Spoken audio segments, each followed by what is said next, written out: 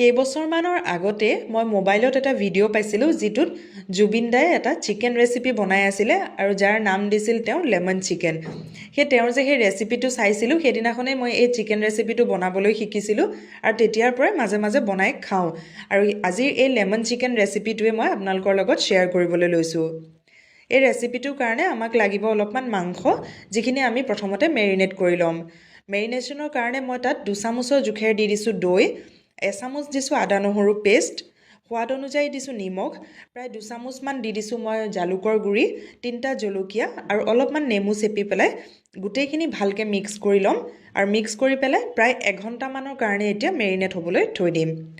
Lemon chicken ৰেচিপিটোত অকণমান জালুকৰ পৰিমাণটো বেছি দিলে তাৰ সোৱাদটো বেছি ধুনীয়া হয়, সেয়ে মই জালুকটো অলপ বেছিকৈ দিছোঁ। এতিয়া এখন কেৰাহীত অলপমান তেল লৈছোঁ আৰু তাতে প্ৰায় আধা চামুচমান দি দিছোঁ মই বাটাৰ।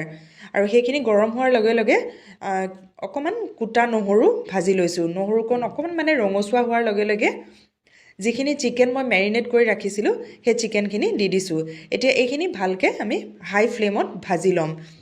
আপোনালোকে মানে তেল নিদি পেলাই কমপ্লিটলি বাটাৰটো বনাব পাৰে, কিন্তু মই যাতে বাটাৰটো মানে অকল ফ্লেভাৰটো আহে সেইকাৰণে অকণমান বাটাৰ দি ভাজিছোঁ।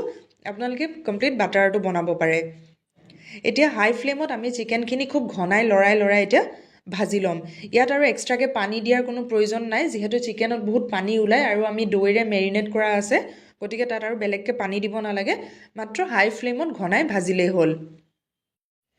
অলপ দেৰি ভাজাৰ পিছতে মানে যিহেতু হাই ফ্লেমত ভাজিছোঁ, পানীটো খুব সোনকালে শুকাই গৈছে আৰু শুকাই দেখিছেনে তেলটো আমাৰ ওপৰলৈ মানে বিৰিঙি আহিছে আৰু চিকেনৰ কালাৰটো সম্পূৰ্ণ চেঞ্জ হৈ গ'ল।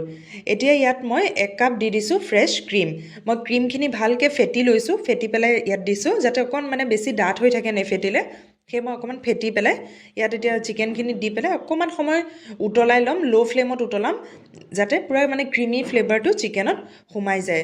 আমি অলৰেডি মেৰিনেট কৰোঁতে অলপমান তাত নেমু চেপিয়ে দিছোঁ আৰু যেতিয়া আমাৰ ক্ৰীমখিনি দিয়াৰ পিছত অকণমান উতল আহিব, তাত এনেধৰণে নেমু কাটি পেলাই অকণমান সময় আকৌ লৰাই উতলাই দিব লাগিব। মানে তেতিয়া যিটো নেমুৰ একদম ফ্লেভাৰ, একচুৱেল ফ্লেভাৰটো নেমুৰ কমপ্লিটলি চিকেনটোত সোমাই যাব আৰু মানে ইমান ধুনীয়া এটা মানে গোন্ধ আহে বা খাবলৈ মানে খুব সোৱাদ হয়। খালি মন কৰিব যাতে নেমুখিনি বহুত সময় মানে সিজাই নাথাকে, মানে ভাঙি চিঙি যাতে হেৰি হৈ নাযায় বাকলিটো। যদি বেছি সময় সিজায় তেতিয়া কিন্তু অকণমান তিতিকি ভাৱ এটা আহিব পাৰে, সেয়ে অকণমান সময় মাত্ৰ যাতে ফ্লেভাৰটো চিকেনত আমাৰ সোমাই যায় সিমানখিনিলৈকে উতলাই ল'ব। এই আমাৰ চিকেনটো ৰেডি হৈ গ'ল। চিকেন ৰেডি হোৱাৰ লগে লগে মই তাত অকণমান মানে দীঘলকৈ কাটি লোৱা আদা আৰু ওপৰত অকণমান ধনিয়া ছটিয়াই পেলাই আমাৰ চিকেনখিনি অফ কৰি দিলোঁ।